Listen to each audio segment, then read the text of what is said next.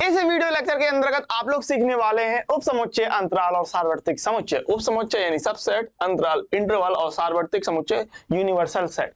उपसमुच्चय की अगर मैं बात करूं तो आपके सिलेबस कक्षा 11 के लिए बहुत ज्यादा इंपॉर्टेंट है, इस बात को ध्यान रखिएगा। और इस वीडियो में आपका जो सबसे ज्यादा इंपॉर्टेंट टॉपिक है वो है भैया अंतराल, क्योंकि ये टॉपिक कक्षा 11 के साथ साथ आपको कक्षा 12 में भी बहुत ज्यादा ये हेल्प करता है। ये आपको बहुत ज्यादा इस्तेमाल होता है इनडायरेक्टली, क्योंकि बीच बीच में इस्तेमाल होता है। ऐसा कोई इसके सीधे सीधे क्वेश्चन नहीं बनते, लेकिन अभी कक्षा 11 में तो आपके सीधे सीधे क्वेश्चन रहेंगे चैप्टर नंबर 1 के अंतर्गत, लेकिन जब आप 12 में भी जाएंगे तो इसका बहुत हैवीली इस्तेमाल होता है। तो अंतराल को बिल्कुल भी मत भूलिएगा, अंतराल आपका बहुत इंपॉर्टेंट टॉपिक है, इसको अच्छी तरीके से देखना है। और हम लोग बात कर लेंगे सार्वत्रिक समुच्चय की। तो इसी के साथ हेलो प्यारो, स्वागत है आप सभी का एक्सपी क्लासेस में। मेरा नाम है मुकुंद और आज इस वीडियो लेक्चर के अंतर्गत हम लोग बात करने वाले हैं कक्षा 11 गणित के प्रश्नावली 1.3 में, जिसके अंतर्गत इस वीडियो लेक्चर में हम लोग बात करेंगे एग्जाम्पल और जो आपका पूरा कॉन्सेप्ट है उपसमुच्चय, अंतराल और सार्वत्रिक समुच्चय का सब कुछ अच्छी तरीके से देखने वाले हैं। पूरा एक एक एग्जाम्पल हम लोग यहाँ पर कवर करने वाले हैं, तो बढ़िया तरीके से देख लीजिएगा। आपका कक्षा 11 गणित का अध्याय 1 समुच्चय चैप्टर 1 सेट एक्सरसाइज 1.3 का पार्ट 1 और हम लोग पढ़ने वाले हैं उपसमुच्चय, अंतराल और सार्वत्रिक समुच्चय। सबसे पहले बात कर लेते हैं हम लोग उपसमुच्चय क्या होता है, यानी सबसेट क्या होता है। तो यहाँ पर अगर हम दो समुच्चय की बात करें, आप लोग समुच्चय सीख चुके हो कि समुच्चय क्या होता है। तो अगर हम लोग दो समुच्चय की बात करें, दो सेट की बात करें, यहां पर सिंपली ये समझना है कि मान लीजिए अगर हमारे पास कोई एक समुच्चय ये ए, ठीक है ना, ये समुच्चय अगर किसी एक बड़े समुच्चय बी के अंतर्गत आ रहा है, अगर ए जो है समुच्चय है वो बड़े बी समुच्चय के अंदर आ रहा है, तो हम लोग कह देते हैं कि ए जो है वो उप समुच्चय है किसका, बी का। और इसको हम लोग इस तरीके से साइन से प्रदर्शित करते हैं, ए उप समुच्चय है बी का, है ना, A is subset of B, इस तरीके से बताते हैं। यानी A के सारे एलिमेंट B के अंतर्गत है, इसको समझिएगा। मान लीजिए हमने ले लिया A बराबर कुछ इस तरीके से, मान लीजिए हमने ले लिया 1 2 3, हमने ले लिया ये, और हमने ले लिया B बराबर मान लीजिए हमने 1 2 3 4 5। तो यहां आप ये देख रहे हैं कि जितने A के एलिमेंट हैं, जितने भी A के अवयव हैं वो B के अंदर हैं कि नहीं, वो बी के अंदर है कि नहीं। अगर ये स्थिति बन रही है तो हम लोग कह देते हैं कि ए सबसेट बी, इस तरीके से ए सबसेट बी, इस तरीके से हम लोग कहते हैं। और इसको हम लोग पढ़ते हैं A is subset of B, A B का उपसमुच्चय है। तो हम लोग फटाफट से परिभाषा देख लेते हैं, डेफिनेशन क्या हो जाएगी। यदि दो समुच्चय ए और बी इस प्रकार हैं कि ए का प्रत्येक अवयव बी में है तो ए को बी का उपसमुच्चय कहते हैं। यानी ए का प्रत्येक एलिमेंट बी के अंदर हो तो ए बी का उपसमुच्चय कहलाएगा, ध्यान रखिएगा। ठीक है, आगे हम लोग और चीजों को समझेंगे, लेकिन यहां पर आपको ध्यान रखेंगे ए का प्रत्येक एलिमेंट अगर बी में है तो ए को बी का उपसमुच्चय कहेंगे। किसको कहेंगे, ए को। इसे ए इस तरीके से सी की तरह ऐसे दिखता है ना, इस तरीके से इस तरीके से ना सी बनता है कुछ ऐसा। ठीक, आप थोड़ा सा इसकी कोनों को और बड़ा कर देते हैं, और कुछ नहीं होता है, ठीक है ना। इस तरीके से कोनों को हम लोग और जो है वो बड़ा कर देते हैं। तो आप समझे, इसे ए इस तरीके से बी लिखते हैं और ए पढ़ते किस तरीके से, और ए बी का उपसमुच्चय है, इस तरीके से पढ़ते हैं, ठीक है ना। A is subset of B, ये बोलते हैं A is subset of B, A B का उपसमुच्चय है, ए बी का उपसमुच्चय है। जैसे मान लो हमारे पास ए बराबर दे दिया ए बी सी डी, जैसे हमने 1 2 3 वाला एग्जांपल देखा था, उसी प्रकार से माना ए बराबर ए बी सी डी और बी बराबर A B C D E F. तो यहाँ पर आप अच्छी तरीके से देख रहे हैं कि ए के जितने भी एलिमेंट है ये आप देख रहे हैं ए बी सी डी, ये सब कुछ इसके अंदर है कि नहीं, ए बी सी डी, ठीक है ना, सब कुछ अंदर है। तो हम लोग कह देंगे कि ए बी का उपसमुच्चय है, बी नहीं होगा, ठीक है ना। यहां पर आप ये नहीं कहेंगे कि भाई बी, यहां पर आप ये नहीं कह रहे, नहीं होने के लिए इस तरीके से बनाना आपको, ठीक है ना। B is not subset of A, ठीक है, बी तो नहीं होगा लेकिन ए हो जाएगा, क्योंकि ए के सारे अवयव बी में है तो ए सबसेट बी, लेकिन B is not subset of A. बात क्लियर होगी। तो इसी मामले को थोड़ा और विस्तार से मैं आपको समझा देता हूं। तो अभी फटाफट से मैं कुछ चीजें और आपको समझा देता हूं। जैसे कि हमने मान लिया, माना ए बराबर 1 2 3 और बी बराबर 1 2 3 4 5, इस तरीके से ले लिया। तो आप क्या कहेंगे कि ए सबसेट बी है, क्योंकि ए का प्रत्येक है 1 2 3, आप बी में देख रहे हैं 1 2 3 4 5, इसके अंदर 1 2 3, यहाँ पर भी 1 2 3 है। तो हम कह देंगे कि ए सबसेट है बी का, ठीक है ना, A is subset of B, ए उपसमुच्चय है बी का। लेकिन बी में अवयव थे 4 5, तो जो कि ए में नहीं है, तो आप कहेंगे कि B is not subset of A, ठीक है। या इसी चीज को हम लोग ऐसे भी लिखते हैं कि बी अधिसमुच्चय है ए का। ये चीज अधिसमुच्चय हम लोग आगे देखने वाले हैं। अभी थोड़ा सा और समझ लेते हैं। उपसमुच्चय के जो चिन्ह होते हैं बेसिकली, वो चिन्ह किस तरीके से हम ले रहे हैं। माना ए और बी दो समुच्चय हैं, माना ए और बी दो समुच्चय हैं। तो अगर हम बात करें कि ए सबसेट बी, ये क्या भाई ए सबसेट बी, तो ए का प्रत्येक अवयव बी में है लेकिन बी का प्रत्येक अवयव ए में नहीं है। ये मतलब इसका ये होता है, ठीक है ना। इस चीज का मतलब क्या है, ये कहलाता है उपसमुच्चय। इसी को हम उचित उपसमुच्चय भी बोलते हैं। इसी चीज को हम लोग उचित उपसमुच्चय भी बोलते हैं और इसी को भी आप उपसमुच्चय ही बोल देते हो, ठीक है ना। यही चिन्ह, ए का प्रत्येक अवयव बी में है लेकिन बी का प्रत्येक अवयव ए में नहीं है। इसके बाद हम देखते हैं ये अगर है तो ए का प्रत्येक अवयव बी में नहीं है, किस तरीके से, तो ये क्या कहलाता है, इज नॉट सबसेट, ठीक है।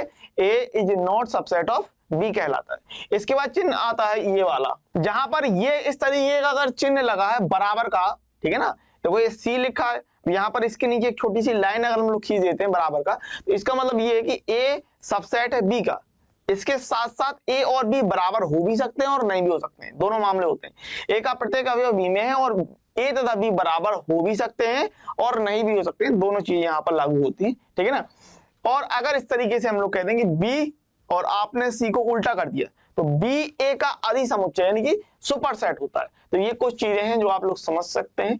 ऐसे इसमें कोई बहुत ज्यादा डीप नहीं जाना है इतना, ठीक है। मेन अपना इतना थोड़ा सा काम होता है उपसमुच्चय का, बहुत सिंपल सरल साधारण छोटी सी एक्सरसाइज होती है, ज्यादा कठिन मामला रहता नहीं है। आगे बढ़ जाते हैं। आपको एनसीईआरटी में काफी कुछ दिया हुआ है उपसमुच्चय के बारे में, तो आप बढ़िया तरीके से पढ़ लीजिएगा। जैसे यहाँ पर दे रहा है, नीचे दिए गए समुच्चयों पर विचार कीजिए। हमने कहा भाई एक्स अगर है, मान लिया आपके विद्यालय के सभी विद्यार्थियों का समुच्चय, आपके विद्यालय के, आपका स्कूल है उसमें जितने भी स्टूडेंट है, हमने एक्स को वो मान लिया, ठीक है। और वाई आपके कह रहा है कि आपकी कक्षा के सभी विद्यार्थियों का समुच्चय, और वाई क्या है, वाई है आपकी कक्षा 11 के सभी स्टूडेंट का समुच्चय। तो क्या होगा, जो एक्स है, समझना मेरी बात को, जो एक्स है ये तो है आपके विद्यालय के स्टूडेंट, क्या है भाई, विद्यालय के स्टूडेंट, ठीक है ना, स्टूडेंट, क्लियर बात है।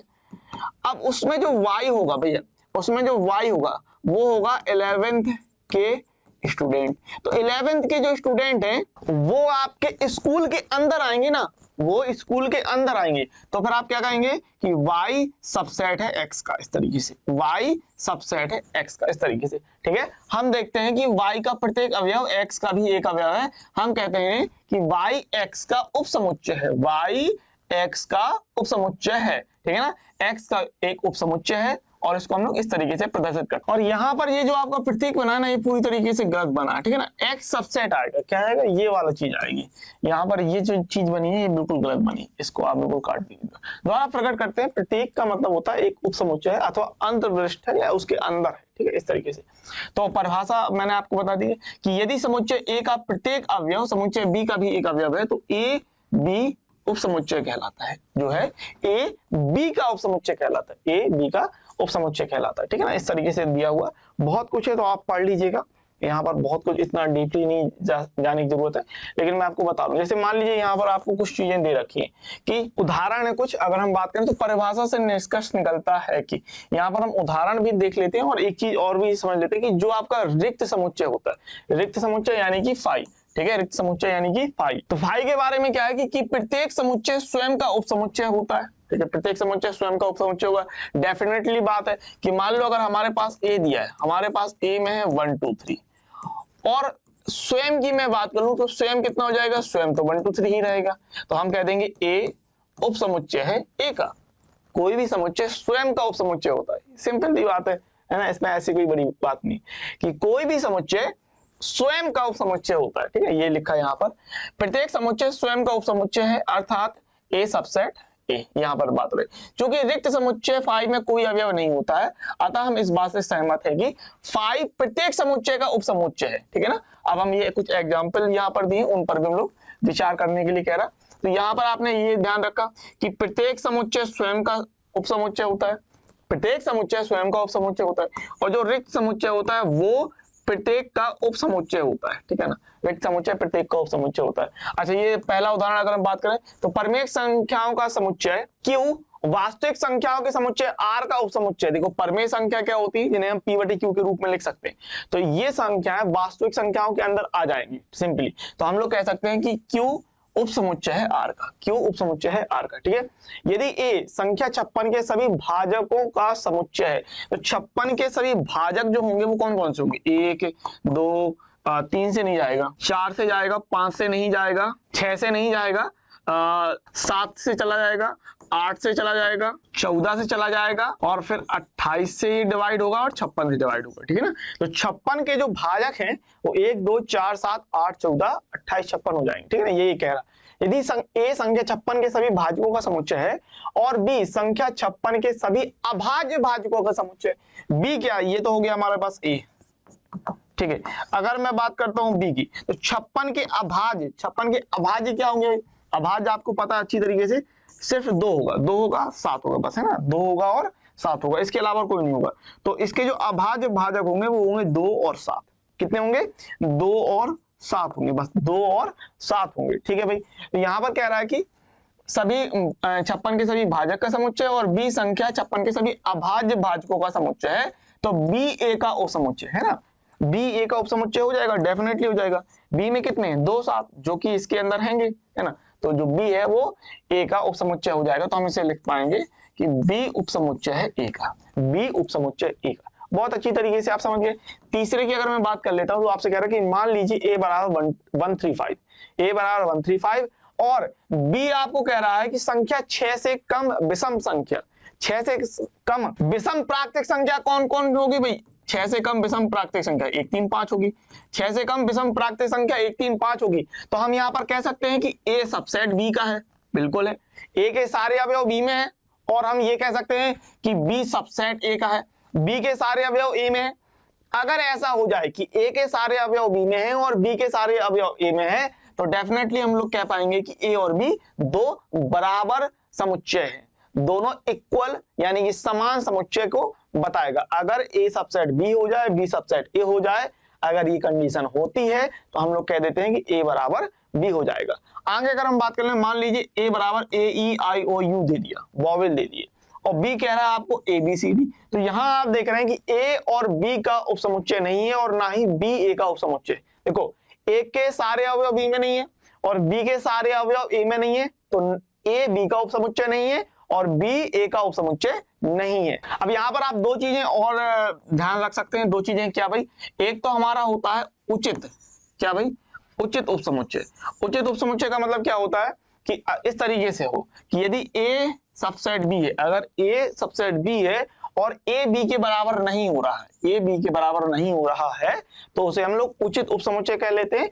और इस क्रम के अंतर्गत जैसे ये A सबसेट B, इसे हम लोग क्या पढ़ेंगे, इसे पढ़ेंगे A is proper subset of B और A is subset of B, दोनों एक जैसे ही चीजें, ठीक है। इसको हम लोग A is subset of B भी पढ़ सकते हैं और A is proper subset of B ऐसा भी पढ़ सकते हैं, ठीक है। दोनों एक ही बात है, कोई ज्यादा अंतर, खास अंतर नहीं होता, लेकिन ठीक है। और यहाँ पर मेन बात क्या है, अधिसमुच्चय यानी कि सुपरसेट, जो मैंने अभी आपको पीछे समझाया था, है ना, मैंने ये बताई थी ना। देखिए यहाँ पर मैंने अधिसमुच्चय यानी कि सुपरसेट के बारे में आपको समझाया था, तो यही बात यहाँ पर भी आपको देखने के लिए मिलती है कि अगर A सबसेट B है, इसको हम लोग क्या इसको हम लोग पढ़ रहे हैं A is subset A subset of B।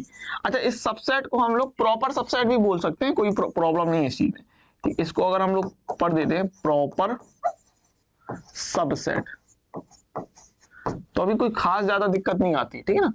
A subset of B, वहीं हम इसको ऐसे भी पढ़ सकते हैं, अगर B ले लिया तो इसको ऐसे पढ़ देंगे, ठीक है। तो इसको हम लोग क्या बोलेंगे, B इज अधिसमुच्चय, B A का अधिसमुच्चय कहलाएगा। और इसको हम लोग पढ़ेंगे B इज सुपरसेट, क्या पढ़ेंगे हम लोग, B is superset of A, ये पढ़ेंगे, क्लियर बात होगी, ठीक है। यहां पर हम लोग ये भी देख लेते हैं, यहां पर आपको क्या दिया है कि यदि समुच्चय A में केवल एक अवयव हो तो हम इसे एकल समुच्चय पढ़ते हैं, ठीक है ना। सिंगल आपका ये सबसेट कहलाता है, सिंगल सेट कहलाता है, एकल समुच्चय, सिंगलटन बोलते हैं इसको, एकल समुच्चय यानी कि आपका सिंगल सेट कहलाते हैं, ठीक है ना। जैसे कि यहाँ पर एक मेन बात ये है कि अगर उसमें एक अवयव है तो एकल समुच्चय, सिंपल सी बात है, कोई ज्यादा कठिन मामला है नहीं, ठीक है ना। हाँ, तो ये आपका जो सबसेट वाला सिंपल था पूरा आपका सेट हो गया होगा, यानी ये सबसेट है, ये आप पढ़ रहे थे, ठीक है ना। और डेफिनेशन आपको मैं बता चुका हूँ, ए का प्रत्येक अवयव बी में है तो उसे हम लोग सबसेट बोल देंगे। A set A is said to be subset of set B if every element of A is also an element of B। वही बात है कि A का प्रत्येक अवयव B में है तो उसे हम लोग क्या बोल देंगे, A सबसेट ऑफ B बोल देंगे, ठीक है ना। और अभी आपने ये भी पढ़ा प्रॉपर सबसेट, उचित उपसमुच्चय, प्रॉपर सबसेट पढ़ लिया, ठीक है ना, सुपर सेट पढ़ लिया, ठीक है। और अभी हम लोगों ने बात की सिंगलटन सेट की, ठीक है। आगे बढ़ चलते हैं और आपको देखना है example number 9, consider the set, ठीक है ना। हमारे पास ये दिए हैं, फाइव दिया है आपका रिक्त समुच्चय एम्प्टी सेट, ए दिया है 13, बी दिया है 159 और सी दिया है 13579। आपसे कह रहा है इंसर्ट द सिंबल, ये आपको जो चिन्ह है ना सेट के सबसेट के और नॉट सबसेट के, चिन्ह किस चीज के हैं, सबसेट के और नॉट सबसेट के, ठीक है। तो इनको आपको भरना है between each of the following pair of set. तो आपके पास सवाल दे दिए 1 2 3 4, 4 सवाल दिए, ठीक है। नीचे लिखे समुच्चयों पर विचार कीजिए, फाइव ए बी सी, ठीक है। प्रत्येक समुच्चय युग्म के बीच सही प्रतीक आपका सबसेट और नॉट सबसेट भरने के लिए कह रहा है। तो बहुत ही सिंपल सरल साधारण सी चीज है, कोई कठिन मामला है नहीं। देखिए फाइव जो होता है मैं आपको बता चुका हूं, बीच में लिखवाया था कि जो फाइव होगा रिक्त समुच्चय होगा वो प्रत्येक समुच्चय का उप समुच्चय होगा। ये बात आपकी पीछे हुई थी, ठीक है ना। इस बात को आपको ध्यान रखना है कि ये बात आपने यहाँ पढ़ी थी कि फाइव प्रत्येक समुच्चय का उपसमुच्चय होता है, ये चीज आप ध्यान रखिए कि फाइव प्रत्येक समुच्चय का उपसमुच्चय होता है, ये आपको ध्यान रखना है। और आप ध्यान रखें कि प्रत्येक समुच्चय स्वयं का उपसमुच्चय होता है, प्रत्येक समुच्चय स्वयं का उपसमुच्चय होता है, ये बात आप ध्यान रखिए।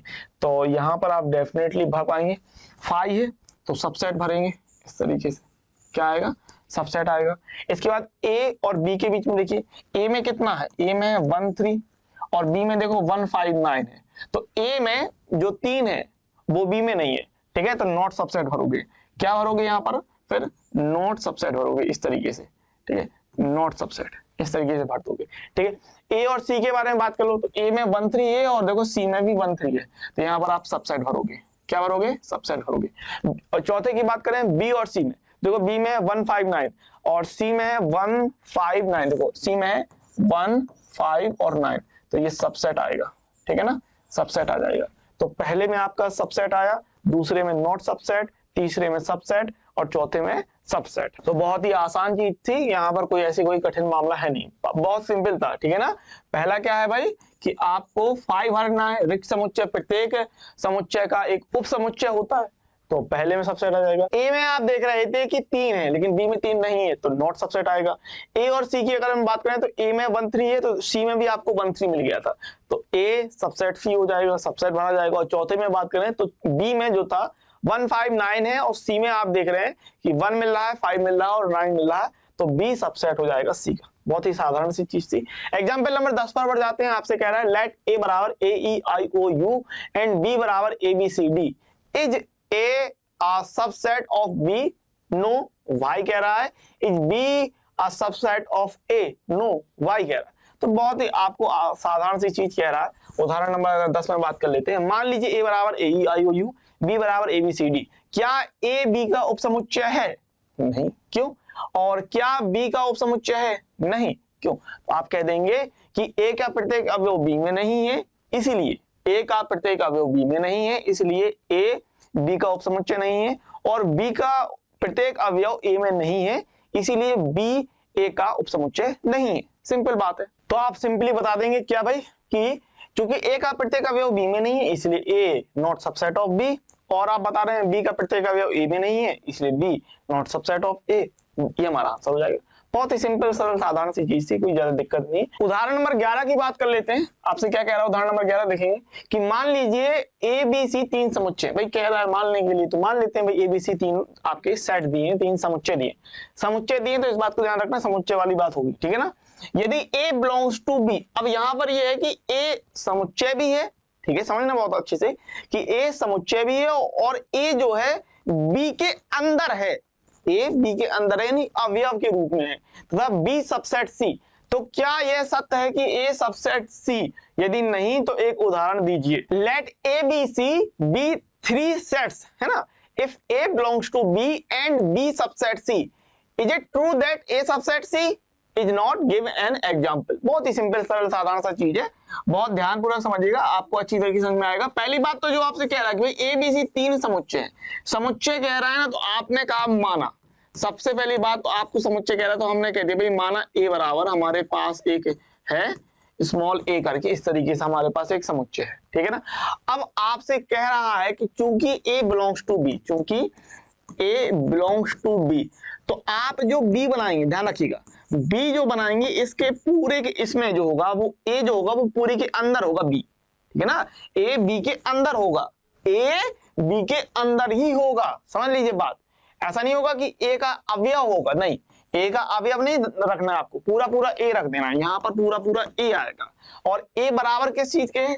ए बराबर है ब्रैकेट के साथ, ठीक है। इस बात को ध्यान रखेंगे कि ब्रैकेट के साथ, तो यहाँ पर आप लोग कंसीडर इस तरीके से कर सकते हैं। अगर मैं बात करूं तो यहाँ पर आपने कहा ए को इस तरीके से ले लिया हमने, ठीक है ना, ये ए आएगा।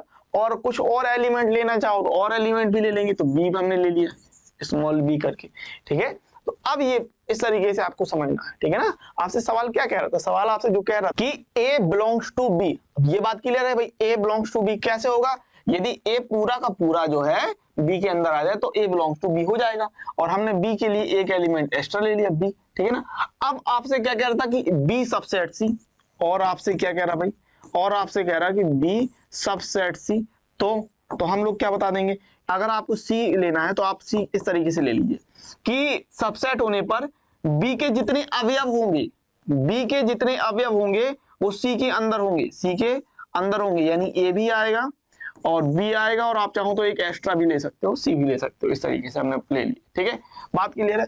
बी सबसेट सी का मतलब है कि बी का प्रत्येक अवयव, बी का प्रत्येक अवयव आप सी के अंदर लेंगे, इसके अंदर लेंगे, और एक्स्ट्रा चाहो तो ले सकते हो। अब यहां पर जरा चेक करेंगे हम लोग, अगर बात करें ए के अंदर एलिमेंट है ए, और सी के अंदर आपको कहीं पर ए दिख रहा है, यहां पर आप ये नहीं, ये ब्रैकेट के साथ है, बहुत अंतर पड़ जाता है ब्रैकेट के साथ, समझ लीजिएगा बात। ए में जो अवयव है वो सिर्फ एक स्मॉल ए है, ए के अंदर क्या है, ए के अंदर स्मॉल ए है, और सी के अंदर जो है ए वो ब्रैकेट के साथ है। तो हम लोग क्या कहेंगे, क्या ए सबसेट सी हो रहा है? नहीं हो रहा। ए सबसेट सी हो रहा है? नहीं हो रहा। हाँ, आप ये कह सकते थे कि A belongs to C, A belongs to C तो हो रहा है ना, ए पूरा पूरा सी के अंदर है, लेकिन ए सबसेट सी नहीं होएगा, ठीक है।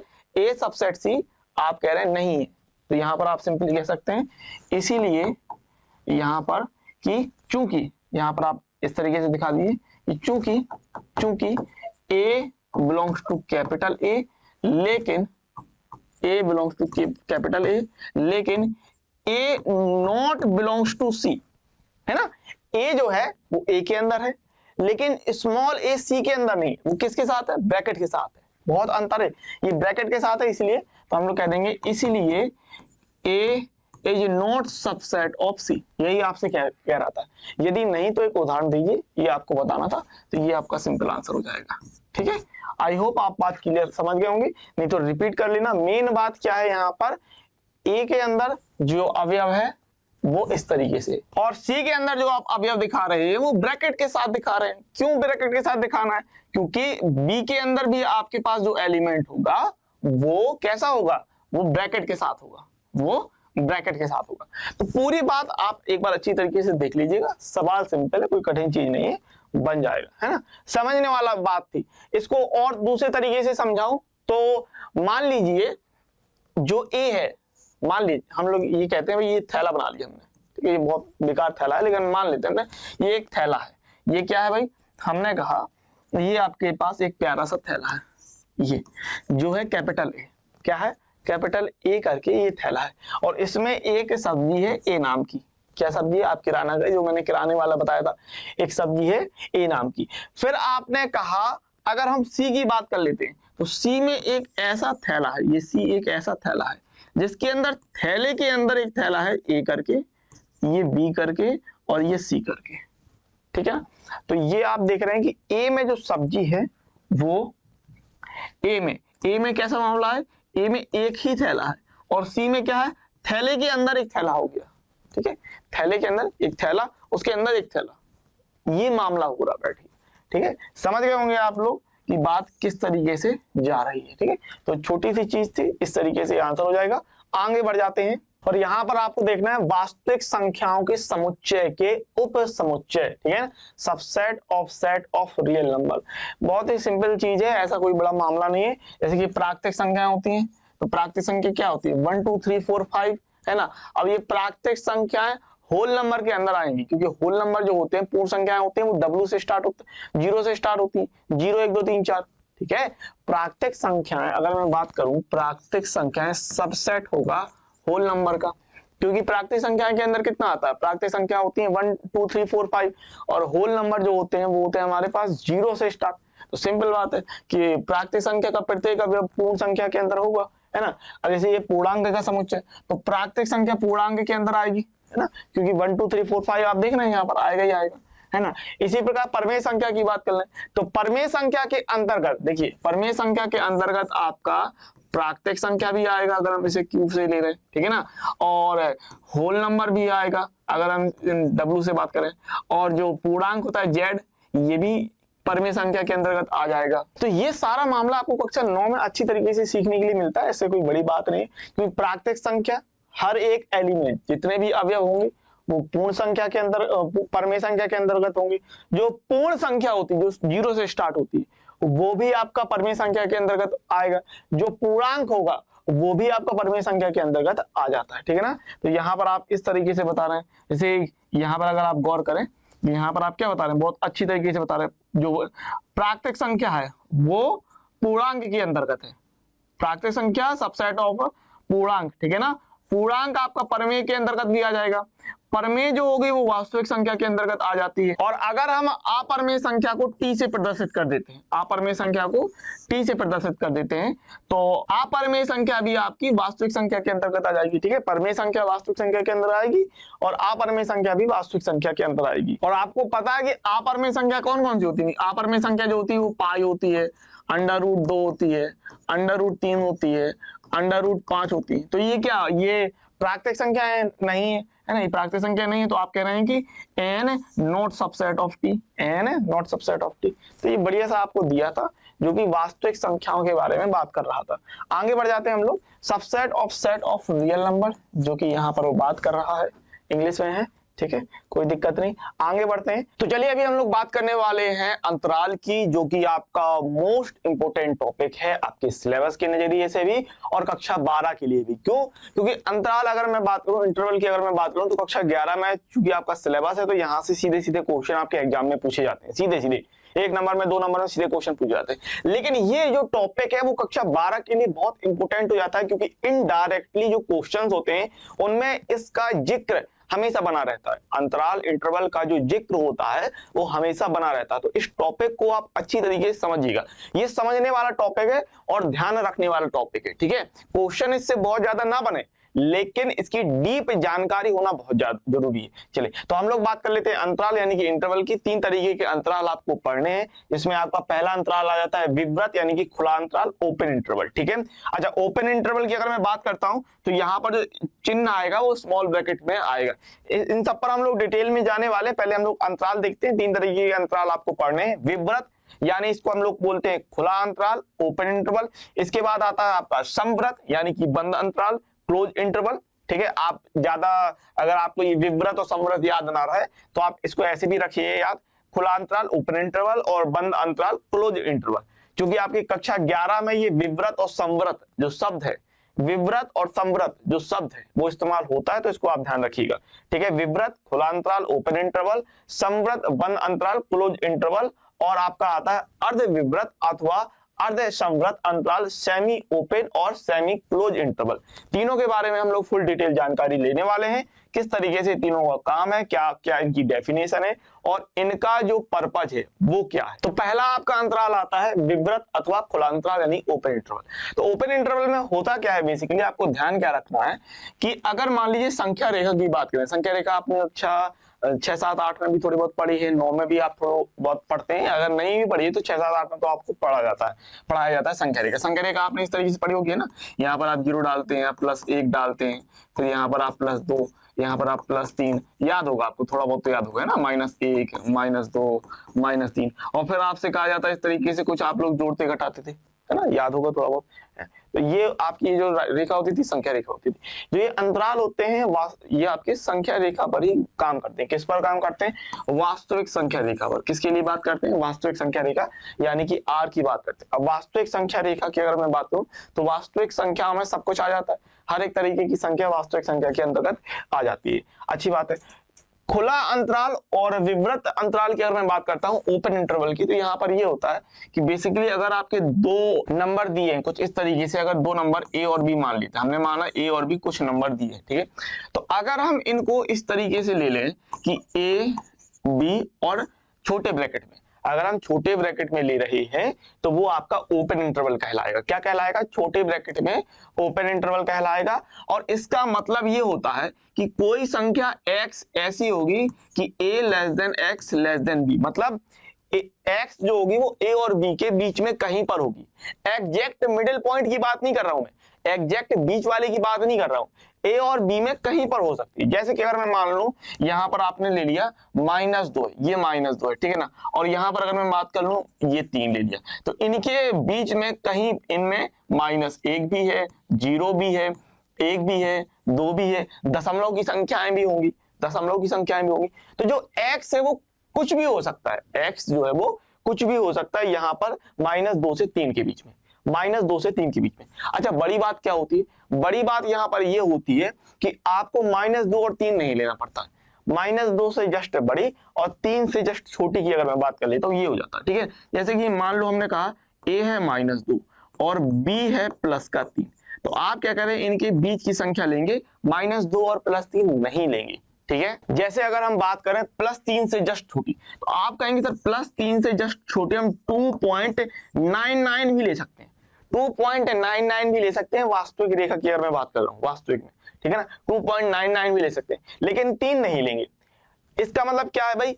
ओपन इंटरवल के जो आखिरी के पॉइंट होंगे, ओपन इंटरवल यानी कि खुला अंतराल विवृत के अंतर्गत जो आखिरी के पॉइंट होंगे उनको नहीं लेते हैं, जो आखिरी के पॉइंट होते हैं उनको नहीं लेते हैं। और संख्या रेखा में यहाँ पर आपको ध्यान ये रखना पड़ता है कि संख्या रेखा में जब हम इसको डालते हैं, भैया समझ ना, जब संख्या रेखा में इस चीज को हम लोग डालते हैं तो इस तरीके से डालते हैं, यहाँ पर गोला इस तरीके से बनाते हैं, एक गोला बना देते हैं और उसको भरते नहीं है, ठीक है ना। जब आगे बंद अंतराल होगा तो उसमें क्या करते हैं हम लोग, भर देते हैं।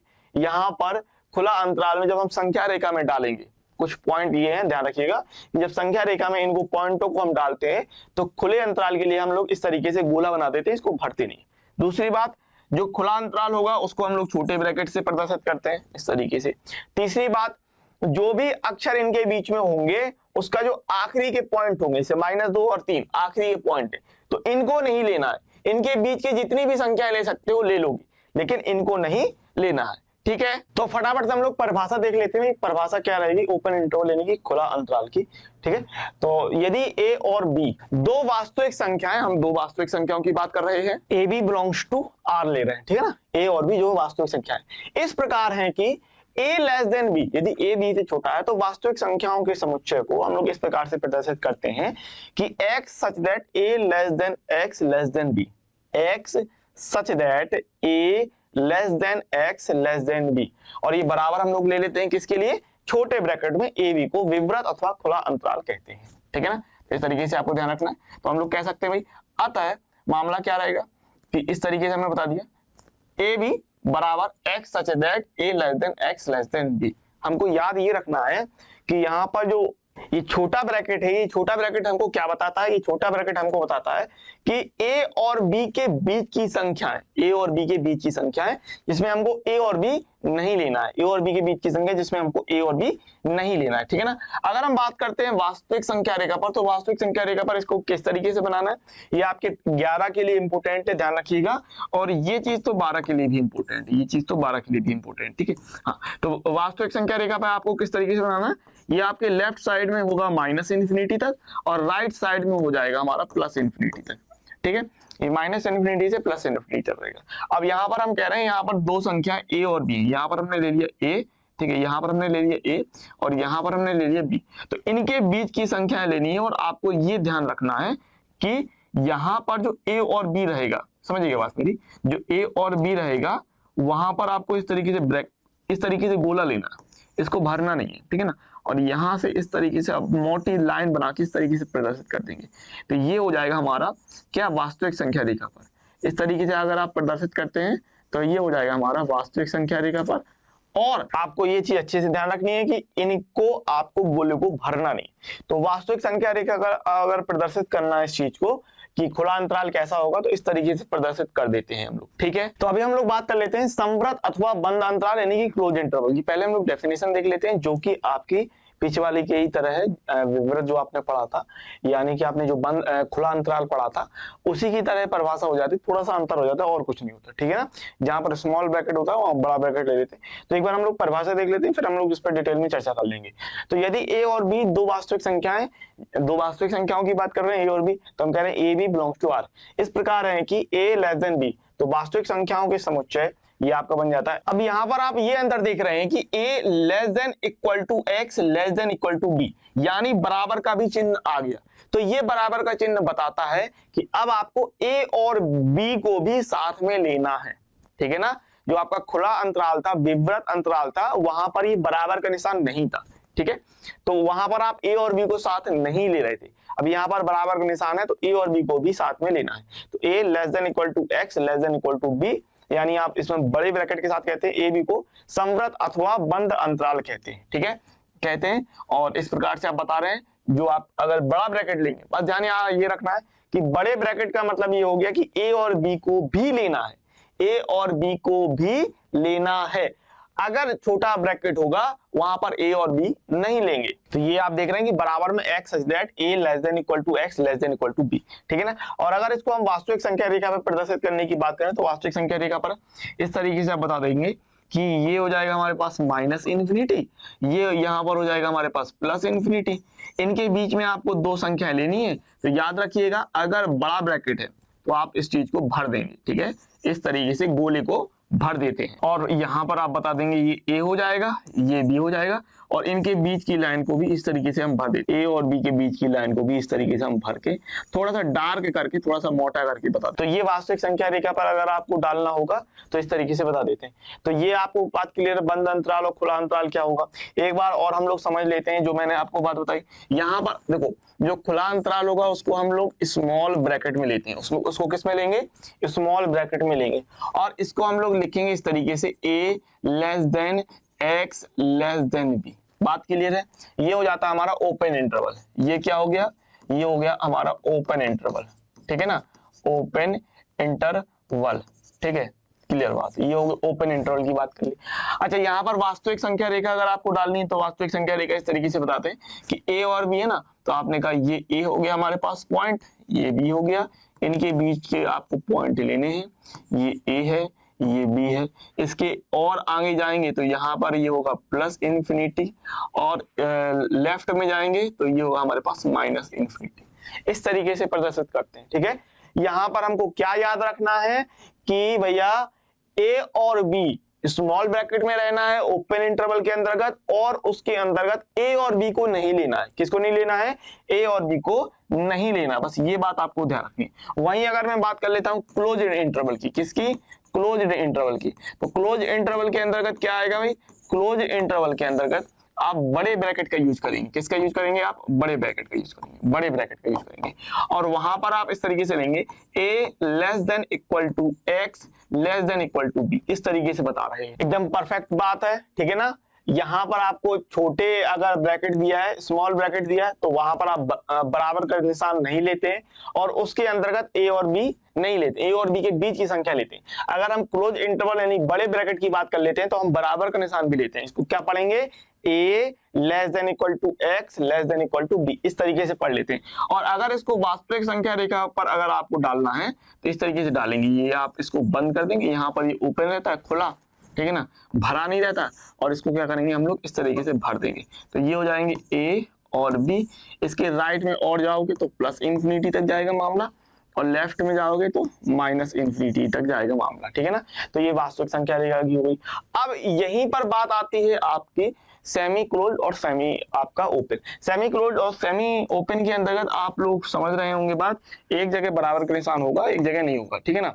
सेमी ओपन, ठीक है, सेमी ओपन और सेमी क्लोज्ड, ठीक है, सेमी ओपन और सेमी क्लोज्ड। जब सेमी ओपन और सेमी क्लोज्ड की अगर हम बात कर देते हैं तो आपको ये ध्यान रखना है कि जैसे मान लिया अगर हमने इस तरीके से बोल दिया ए और यहाँ पर इस तरीके से ले लिया तो ये हो जाता है सेमी ओपन, अर्ध समवृत्त और अर्ध विवृत्त। यहाँ पर क्या होगा, एक जगह स्मॉल ब्रैकेट, एक जगह क्लोज ब्रैकेट, बड़ा ब्रैकेट होगा, एक जगह स्मॉल ब्रैकेट, एक जगह बड़ा ब्रैकेट होगा, ठीक है ना। ये ओपन, ये क्लोज, बड़ा ब्रैकेट क्लोज का मतलब होता है। तो इसमें इसको अगर आप प्रदर्शित करोगे तो कैसे बताओगे, देखिए ए के साथ स्मॉल है ना तो आप कहोगे A less than X, A less than X, और बी के साथ बंद है तो आप कह देंगे less than equal to B, ठीक है। ए लेस देन एक्स, क्योंकि बी के साथ बड़ा ब्रैकेट है तो आप कह देंगे जिसके साथ बड़ा ब्रैकेट होगा उसके साथ बराबर का निशान ले लोगे, X less than equal to B. अब इसका मतलब भी आप समझ गए कि आपको ए और बी के बीच की संख्याएं लेनी है, आपको ए और बी के बीच की संख्याएं लेनी है, लेकिन उसमें ए नहीं होगा, ए नहीं होगा, बी हो सकता है, ए नहीं लेंगे लेकिन बी ले सकते हैं, ठीक है। यदि बी के साथ आप देख रहे हैं बड़ा ब्रैकेट है, बी के साथ बड़ा ब्रैकेट है यानी बराबर का निशान है तो बी हम ले सकते हैं लेकिन ए को नहीं ले सकते। वहीं पर इस तरीके से भी बता सकते हैं इसको कि ए के साथ हमने बड़ा ब्रैकेट ले लिया और ये बी के साथ लिया, इस तरीके से ले लिया, ठीक है ना। तो यहाँ पर अब आप क्या बताओगे, ये बताओगे A less than equal to X और बी के साथ छोटा ब्रैकेट है ना, स्मॉल ब्रैकेट, तो आप ले रहे हैं बी इस तरीके से। अब इसका मतलब भी आपको क्लियर है कि ए और बी के बीच की संख्याएं लेनी है, ए और बी के बीच की संख्या लेनी है, उसमें ए ले सकते हैं बी नहीं, ए ले सकते हैं बी नहीं। तो बात क्लियर है, जहां पर भी बड़ा ब्रैकेट होगा उसका मतलब ये है कि उस चीज को हम ले सकते हैं, उसके एंड पॉइंट को हम लोग ले सकते हैं, ठीक है। और स्मॉल ब्रैकेट का मतलब ये हो गया कि उसके एंड पॉइंट को हम लोग नहीं ले सकते। तो ये आपका सेमी ओपन और सेमी क्लोज हो जाता है। इसकी हम लोग परिभाषा भी लिख लेते हैं फटाफट से, ठीक है। तो हम लोग बात कर लेते हैं अर्ध समवृत्त अर्ध विवृत्त अंतराल की, semi close semi open interval, ठीक है। मैंने समझाया है आपको, होता क्या है कि एक कहीं पर स्मॉल ब्रैकेट ले लोगे, कहीं पर बड़ा ब्रैकेट ले लोगे, बस इतनी सी बात होती है। जहां पर स्मॉल ब्रैकेट होता है वहां पर बराबर का निशान नहीं आता है, जहां पर बड़ा ब्रैकेट होता है, ठीक है ना, वहां पर आपका बराबर का निशान आ जाता है। क्लियर बात है। तो परिभाषा कुछ इस प्रकार से आप दिखा देंगे। यदि ए, देखिए परिभाषा सबकी एक ही जैसी चल रही है कि ए और बी दो वास्तविक संख्याएं जहां पर ए बी से छोटा है, ए लेस देन बी, ठीक है। तो आप बता रहे हैं तो इस तरीके से कि ले लिया अथवा ये ले लिया, ठीक है ना, किन्हीं दो को आप दिखा रहे हैं इस तरीके से या इस तरीके से, ठीक है ना, दो चीजों को बता रहे हैं आप, ठीक है। को अर्ध समवृत्त अथवा अर्ध विवृत्त अर्ध समवृत्त अंतराल कहते हैं, ठीक है ना। प्रदर्शित कैसे कर सकते हैं, ऐसे कर सकते हैं कि अगर आपने छोटा ब्रैकेट लिया बड़ा ब्रैकेट लिया तो आप बता देंगे जिसके साथ छोटा ब्रैकेट होगा वहां बराबर का निशान नहीं होगा और जिसके साथ बड़ा ब्रैकेट होगा वहां पर बराबर का निशान आप लेंगे। और इसका मतलब भी आपको एकदम बिल्कुल परफेक्ट तरीके से क्लियर है कि बराबर का निशान नहीं है तो यहाँ पर आप ए को नहीं लेंगे और यहाँ पर बराबर का निशान है तो बी को हम लेंगे। अथवा में हम लोग ऐसे कह सकते हैं भाई इस तरीके से दे दिए, अंतर देख रहे हो, यहाँ पर ए के साथ बड़ा ब्रैकेट है बी के साथ नहीं है, ठीक है। तो हम लोग कह रहे हैं कि A less than equal to X less than, बिल्कुल अच्छी तरीके से समझ गए होंगे। वास्तविक संख्या रेखा पर अगर इसको प्रदर्शित करना है तो किस तरीके से कर सकते हो प्रदर्शित, समझो। अगर हम बात कर लेते हैं पहले वाले की, अगर हम बात कर लेते हैं पहले वाली, इसको वास्तविक संख्या पर रेखा पर अगर आपको डालना है इस तरीके से, ए के साथ स्मॉल ब्रैकेट बी के साथ बड़ा ब्रैकेट, तो इसको अगर डालना है तो याद रखना स्मॉल ब्रैकेट के साथ आपको ओपन लेना है, इस तरीके से खुला, इसको भरना नहीं है और हम लोग जाएंगे कहां तक, बी तक, ठीक है ना, बी तक। और बी के साथ बड़ा ब्रैकेट है तो इसको हम भर देंगे, बी के साथ बड़ा ब्रैकेट है तो इसको हम लोग भर देंगे, ठीक है। तो ये हो जाएगा हमारा ए, ये हो जाएगा बी, इसके राइट में और चले जाओगे तो प्लस इन्फिनिटी, इसके लेफ्ट में अगर जाओगे तो माइनस इन्फिनिटी, इस तरीके से। वहीं पर अगर हम दूसरे वाले की बात करें तो दूसरे वाले को आप बताइए इस तरीके से ले रहे हैं ए और बी, ठीक है। तो यहाँ पर आप क्या बता रहे हैं, ए के साथ बड़ा ब्रैकेट है तो ये भर दिया और बी के साथ छोटा ब्रैकेट है तो इसको हम लोग नहीं भरेंगे, ठीक है। इस तरीके से राइट में जाओ प्लस इन्फिनिटी, ये बी हो गया, ये ए हो गया और यहाँ पर लेफ्ट में माइनस इन्फिनिटी, ठीक है। तो इस तरीके से आप प्रदर्शित करते हैं। तो ये आपका पूरा अंतराल का मामला एकदम बिल्कुल सेट है। अंतराल किस तरीके से क्या होते हैं, एकदम बिल्कुल परफेक्ट तरीके से आपको समझ में आने चाहिए।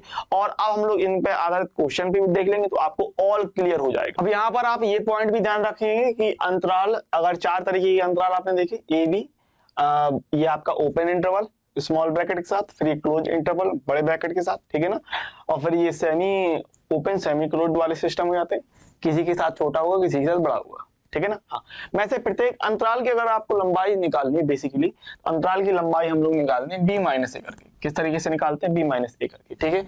अब यहाँ पर आपने कितने प्रकार के इंटरवल पढ़ लिए, 4 तरीके के इंटरवल पढ़ लिए। कौन कौन से, पहला ये ओपन इंटरवल स्मॉल ब्रैकेट के साथ, फिर ये आपका क्लोज इंटरवल बड़े ब्रैकेट के साथ, ठीक है ना। इसको हम लोग विवृत बोलते हैं, समृत बोलते हैं। विवृत और समृत आप याद रखिएगा, आपके एग्जाम में हो सकता है ये ओपन और क्लोज, खुला और बंद ना कह दे, वो कह दे विवृत और समृत, ठीक है। विवृत और समृत कह दे तो इसको याद रखिएगा।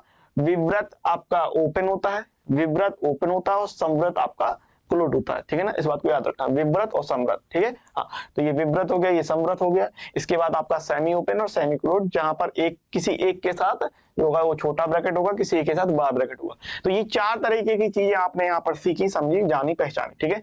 अब आगे हम लोग बढ़ जाते हैं, और आगे आपको देखना है भाई, यहाँ पर अगर मैं बात करूं तो ये आपको एनसीईआरटी के अंतर्गत दिया है ना। एनसीईआरटी में जो आपको दिया है वो मैंने यहाँ पर लिख दिया है, ठीक है। तो आप लोग देख लीजिएगा, हम लोगों ने क्या क्या बात की। हम लोगों ने बात की विवृत अंतराल की, है ना। इसको हम लोग small A B, small bracket के साथ ए बी द्वारा प्रतिनिधित्व करते हैं। इसके बाद हमने क्लोज इंटरवल की बात की, यानी कि समृत यानी बंद अंतराल की बात की। इसको हम लोग क्या बोलते हैं, इसको हम लोग इस तरीके से बड़े ब्रैकेट के अंतर्गत रखते हैं, ठीक है ना। फिर हम लोगों ने सेमी ओपन सेमी क्लोज भी देखे, सेमी ओपन और सेमी क्लोज, ये 2 तरीके के। तो 4 तरीके के आपने जो है अंतराल पढ़े हैं, ठीक है। और इनको वास्तविक संख्या रेखा पर किस प्रकार से प्रदर्शित करना, ये भी आपने सीखा है। इस बात को यहाँ ध्यान रखिएगा, जहां पर छोटा ब्रैकेट होगा, जहां पर स्मॉल ब्रैकेट होगा, वहां पर आपको ये ओपन रखने हैं। ये गोले जैसे होंगे ना, ये गोले, ठीक है, इनके बीच की संख्या लेते हैं इस तरीके से। तो ये किसको बताएगा, ये बताएगा छोटे ब्रैकेट को। किसको बताएगा, छोटे ब्रैकेट को, ठीक है ना। और जहां पर बड़ा ब्रैकेट होगा वहां पर इन गोलों को आपको भर देना है, सिंपल सी बात है। और अगर हम बात कर लें इन्फिनिटी की, तो याद रखिएगा इन्फिनिटी के साथ, चाहे वो माइनस इन्फिनिटी हो चाहे प्लस इन्फिनिटी हो, इसके साथ हम लोग क्या लेते हैं, इसके साथ हम लोग छोटा ब्रैकेट लेते हैं। ध्यान रखिएगा इस बात को, इन्फिनिटी के साथ हम लोग कभी भी बड़ा ब्रैकेट नहीं लेते, ठीक है। अच्छा, काफी चीजें और भी दी हैं जो इनकी ज्यादा खास जरूरत नहीं है, जैसे ऋणात्मक वास्तविक संख्याएं, नॉन नेगेटिव संख्याएं क्या होती हैं, ऋण वास्तविक संख्याएं, ठीक है, ये दिया है, लेकिन इतना मुझे लगा नहीं कि इनकी जरूरत है। आप तो बस ये याद रखिए कि भाई स्मॉल ब्रैकेट, बड़ा ब्रैकेट, ठीक है ना, close interval, open interval, semi open, semi close, ये आपको ध्यान रखना है बस। और वास्तविक संख्या और रेखा पर इनको प्रदर्शित कैसे करते हैं, ये आपको ध्यान रखना है, बस इतनी सी बात थी, ठीक है। Intervals as subset of R, ठीक है। अब आगे बढ़ जाते हैं हम लोग सार्वत्रिक समुच्चय, यूनिवर्सल सेट। तो यूनिवर्सल सेट का अभी काम नहीं है, आगे जो एक्सरसाइज आएगी 1.4, ठीक है। जब आप लोग वेन आरेख सीखेंगे, वहां पर वेन आरेख के अंतर्गत आपको सार्वत्रिक समुच्चय यानी यूनिवर्सल सेट की जरूरत होती है। देखो यूनिवर्सल सेट का मेन मकसद क्या है, यूनिवर्सल। अब देखो यूनिवर्स के अंदर सब कुछ आता है ना, यूनिवर्स के अंदर हमारा सौर मंडल आता है, बहुत सारे ग्रह आते हैं, सूरज आता है, और जो तारे होते हैं वो आते हैं। तो यूनिवर्सल का मतलब क्या हुआ, जिसमें सब कुछ आ जाए। यूनिवर्सल का मतलब ऐसी ऐसी बड़ी चीज जिसके अंदर छोटी छोटी चीज समाहित है, ठीक है। यूनिवर्स का मतलब क्या हो, यूनिवर्स का मतलब उसमें सब कुछ आ जाता है। तो यूनिवर्सल सेट यानी कि सार्वत्रिक समुच्चय, सार्वत्रिक समुच्चय यूनिवर्सल सेट के अंतर्गत क्या होगा कि एक बड़ी चीज होगी, उसके अंदर छोटी छोटी चीजें रहेंगी। जैसे कि यहाँ पर अगर हम बात करें, सामान्यतः किसी विशेष संदर्भ में हमें एक आधारभूत समुच्चय के अवयवों और उप समुच्चयों पर विचार करना पड़ता है, ठीक है भाई, अच्छी बात है, जो कि उस विशेष संदर्भ में प्रासंगिक होते हैं। उदाहरण के लिए हम लोग संख्या प्रणाली को देख लेते हैं, नंबर सिस्टम, ठीक है। उदाहरण की अगर हम बात करें, ये अगर लाइन समझ में नहीं आई हो तो कोई जरूर नहीं, क्योंकि इसमें बहुत क्लिष्ट हिंदी लिखी है, ठीक है, बहुत ज्यादा क्लिष्ट हिंदी, लेकिन हम लोग बात कर लेते हैं। आप लोग बेसिकली मोटा मोटा ये ध्यान रखिए, बड़ी चीज के अंदर छोटी छोटी चीजें हैं, तो वो जो बड़ी चीज होगी उस बड़ी चीज को हम लोग यूनिवर्सल सेट यानी कि सार्वत्रिक समुच्चय कहेंगे, ठीक है ना। यदि बड़ी चीज के अंदर कुछ छोटी छोटी चीजें हैं तो उस बड़ी चीज को हम लोग यूनिवर्सल सेट यानी सार्वत्रिक समुच्चय कहते हैं। उदाहरण की अगर हम बात करते हैं तो देखिए, संख्या प्रणाली का अध्ययन करते समय, संख्या प्रणाली यानी नंबर सिस्टम का अध्ययन करते समय, संख्या प्रणाली आपने कक्षा 9 में पढ़ी है, ठीक है ना। कक्षा 9 में आपको संख्या प्रणाली चैप्टर नंबर 1 में नंबर सिस्टम वहां पर अच्छे से बताया जाता है। तो उदाहरण के लिए संख्या प्रणाली का अध्ययन करते समय हमें प्राकृत संख्याओं के समुच्चय और उसके उप समुच्चयों में रुचि होती है, जैसे अभाज्य संख्या, ठीक है ना। नंबर सिस्टम के अंतर्गत हम लोग पढ़ते हैं अभाज्य संख्या, हम लोग पढ़ते हैं सम संख्या, ठीक है, इत्यादि। यह आधारभूत समुच्चय सार्वत्रिक समुच्चय कहलाता है। कौन सा आधारभूत समुच्चय? संख्या प्रणाली वाला, क्योंकि संख्या प्रणाली के अंतर्गत, संख्या प्रणाली नंबर सिस्टम के अंदर हम लोग अभाज्य संख्या यानी प्राइम नंबर और सम संख्याएं, विषम संख्याएं, ये सारी चीजें पढ़ते हैं ना। तो जो संख्या प्रणाली है वो आपका सार्वत्रिक समुच्चय यानी यूनिवर्सल सेट कहलाता है, ठीक है। इस तरीके से यह आधारभूत समुच्चय सार्वत्रिक समुच्चय कहलाता है। सार्वत्रिक समुच्चय को सामान्यतः प्रतीक कैपिटल यू से प्रदर्शित करते हैं। जब आप अगली एक्सरसाइज में आएंगे वेन आरेख पढ़ेंगे तो आपको वेन आरेख बनाना पड़ेगा इस तरीके से। तो जब हम लोग इसके अंदर समुच्चय लेते हैं इस तरीके से, कुछ इस तरीके से, ठीक है ना, तो ये जो बड़ा आपका ये आयत वाला जैसा होता है ना, इसको हम लोग कहते हैं यूनिवर्सल सेट। इसको हम लोग यू से प्रदर्शित करते हैं इस तरीके से, इसको हम लोग इस तरीके से यू से प्रदर्शित कर देते हैं, ठीक है। तो ये जो आयत जैसा दिखता होता है इसको हम लोग यूनिवर्सल सेट कह देते हैं, और इसके उप समुच्चय यानी जो अंदर बन रहे हैं उसको हम लोग एबीसी नाम देते हैं। क्या नाम दे देते हैं? ए बी, और यहाँ पर हमने ले लिया इस तरीके से सी, ठीक है, एबीसी नाम दे देते हैं। आगे अगर हम देखें तो ये आपको कह रहा उदाहरण था पूर्णांकों के समुच्चय जेड के लिए परमेय संख्याओं का समुच्चय क्यू। अब देखो परमेय संख्या के अंतर्गत, परमेय संख्या क्यू के अंतर्गत पूर्णांक संख्याएं आती हैं, है ना, क्योंकि प्रत्येक पूर्णांक संख्या परमेय संख्या होती है। प्रत्येक पूर्णांक संख्या आपकी परमेय संख्या बन जाती है। एक सार्वत्रिक समुच्चय हो सकता है या वास्तविक संख्याओं का समुच्चय आर भी सार्वत्रिक समुच्चय हो सकता है, क्योंकि वास्तविक संख्या जो आर होता है यूनिवर्सल सेट की तरह कार्य करेगा, क्योंकि वास्तविक संख्या के अंदर हर तरीके की संख्याएं होती हैं।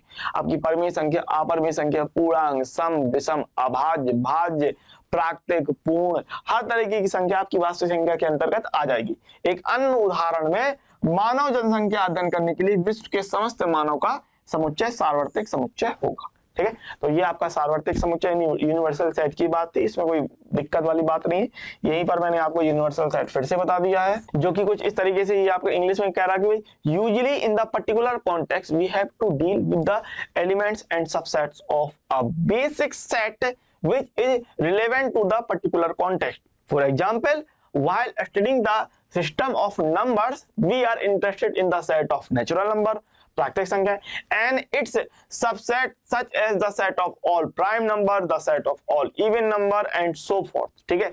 This basic set is called the universal set, ठीक है। तो यहाँ पर बेसिकली क्या था, ये नंबर सिस्टम की बात नहीं कर रहा, प्राकृतिक संख्याओं की बात कर रहा था, ठीक है, प्राकृतिक संख्याओं की बात कर रहा था। तो प्राकृतिक संख्या आपका एक सार्वत्रिक समुच्चय यानी यूनिवर्सल सेट की तरह कार्य कर रहा है, जिसके अंतर्गत आप अभाज्य संख्या पढ़ रहे हैं, जिसके अंतर्गत आप सम संख्याएं, विषम संख्याएं आदि की जानकारी ले रहे हैं। तो यहीं पर ये बात कर रहा है, ठीक है, कि natural numbers and it's subset. Natural number के अंतर्गत आप पढ़ते हैं प्राइम नंबर्स, ठीक है ना, प्राइम नंबर्स, एंड आप पढ़ते हैं even number and odd number और बहुत सारी चीजें पढ़ते हैं।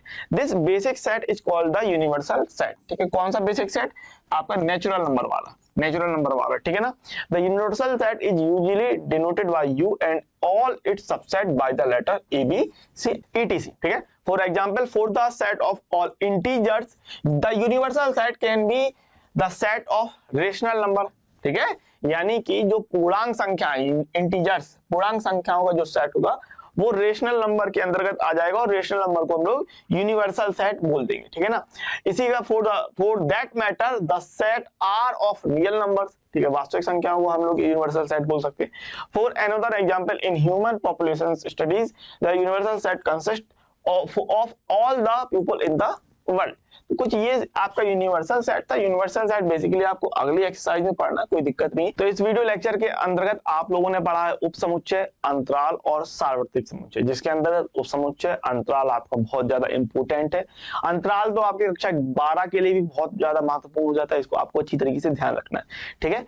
और तो ये आपका पूरा एग्जाम्पल वाला कॉन्सेप्ट था, वो एकदम बिल्कुल परफेक्ट तरीके से क्लियर होना चाहिए। यूनिवर्सल सेट बेसिकली हम लोग आगे वाले एक्सरसाइज में पढ़ने वाले हैं बेहतरीन तरीके से। तो बढ़िया तरीके से नोट्स बनाइएगा, अच्छी तरीके से तैयार करते जाइएगा, पीडीएफ हमारे टेलीग्राम ग्रुप पर मिल जाएगी। इसी के साथ मिलेंगे अगले वीडियो लेक्चर में, तब तक के लिए पढ़ते रहिए, खुश रहिए, आगे बढ़ते रहिए।